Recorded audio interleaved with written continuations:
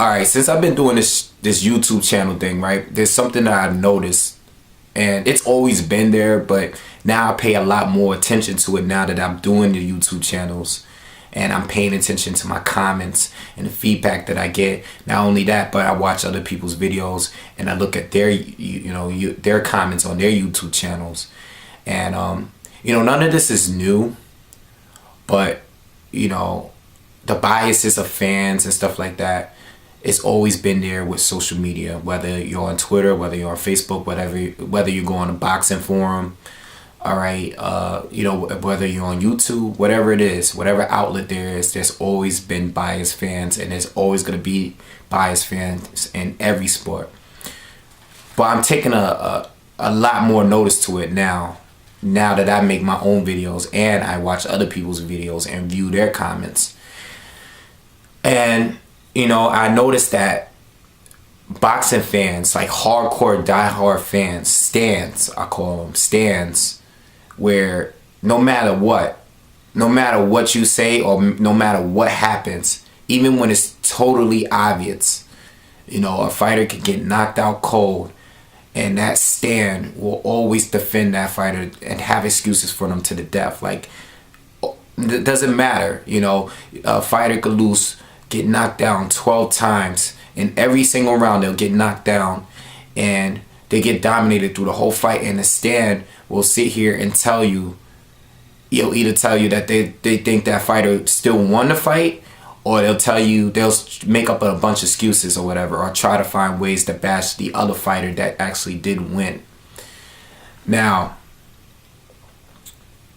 let me just start off with an example with how I feel about this whole fan thing, and I think it influenced other people to hate that particular boxer.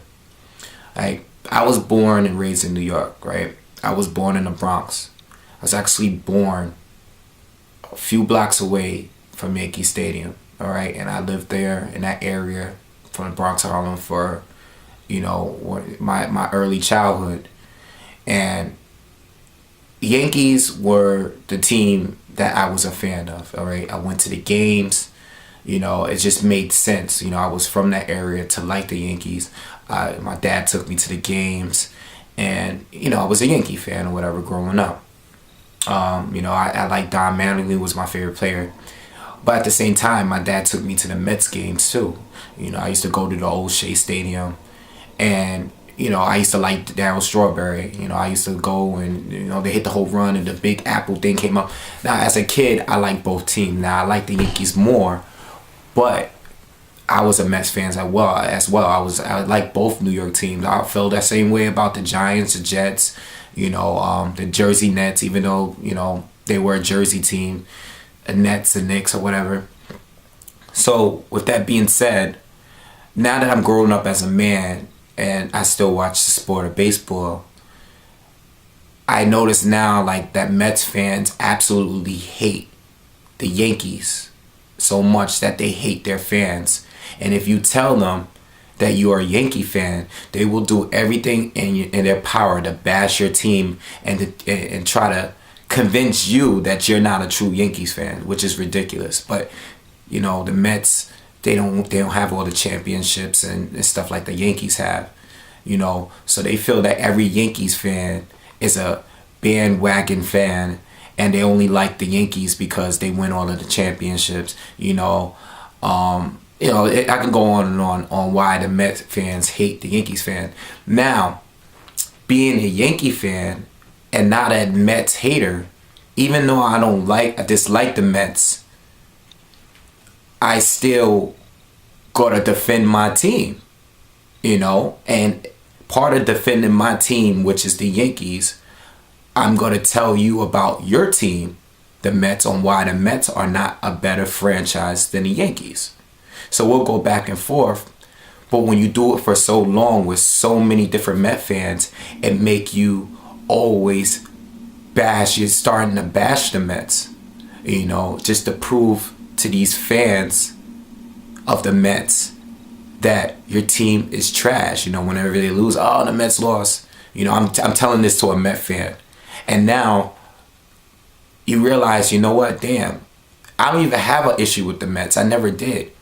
I actually went to Citi Field before I went to the new Yankee Stadium. I went to the new, if you guys don't know, Citi Field is the new Met Stadium or whatever. It was Shea Stadium, but they moved it. They built a new one or whatever. So I went to Citi Field. In fact, I went to 2 Citi Field games before I went to the new Yankee Stadium games. Well, I got good tickets and I went and I had no problems. But obviously I went with Met fans and they'll sit there and bash my team all day. All right, so what I'm trying to say is, that's just an example. And, I'm not going to talk about baseball anymore. But it goes the same for boxing. I don't think I know anyone that like both Manny Pacquiao and Floyd Mayweather. Or both Canelo Alvarez and Floyd Mayweather. I think I'm the only person that actually, I'll tell you right now on camera, there's only a few fighters I really dislike. Like, I want them to lose. Like Antonio Margarito, I want him to lose every single time he fights. Like, I want him to lose. If he comes back and ever boxes again, I want him to lose no matter who he fights. On a personal thing, because he got caught cheating. All right. I take nothing away from him being a boxer. I had no problems with him before he got caught cheating. Same thing with Bill Belichick. I would never like, in football, he's a coach. I would never like him, and I probably root for the Patriots to lose every single game I see them play. You know what I'm saying? Those are reasons, those are people that I dislike. Now, when it comes to boxing, like I said, Antonio Margarito's the only one, but outside of him, I really don't have nothing personal, There's certain fans, obviously, there's certain fighters I like more than other fighters.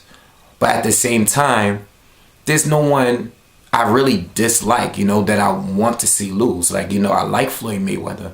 I like Manny Pacquiao. I like Canelo Alvarez. I like Shane Mosley. I like Miguel Cotto. I could go on and on. Like, even though I don't watch the heavyweight division that much, I like the Klitschko brothers. I even like them. I like Vitaly when he fought Lennox Lewis. I like Lennox Lewis. Even though Mike Tyson was my favorite fighter, I wanted Mike Tyson to win, but he lost. He lost. It is what it is. Evander Holyfield, when he beat Mike Tyson, I was so pissed off. But I always like Evander Holyfield. Like, I like the sport. You know what I'm saying? I like anyone that's skillful in the sport in whatever way, and they bring entertainment to the sport. Like, that's the way I feel. And I notice that a lot of guys just can't be a fan of 2 fighters. They can't watch the fight and be a fan of both of the fighters and just want a good fight.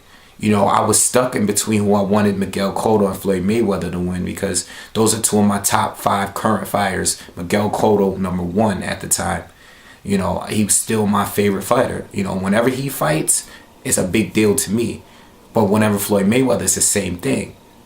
So when I watched that fight, it was like, I just want to see a good fight, And I was happy that Miguel Cotto actually did well against Floyd, because I didn't want to see him get dominated, even if he lost. And I knew he was going to lose, but I wanted to see him dominate Floyd Mayweather. Same thing with Shane Mosley. When Shane Mosley fought Floyd, I rooted for Shane against Floyd Mayweather. There's been times where certain fights, I root for certain fighters, even if I like them both. So,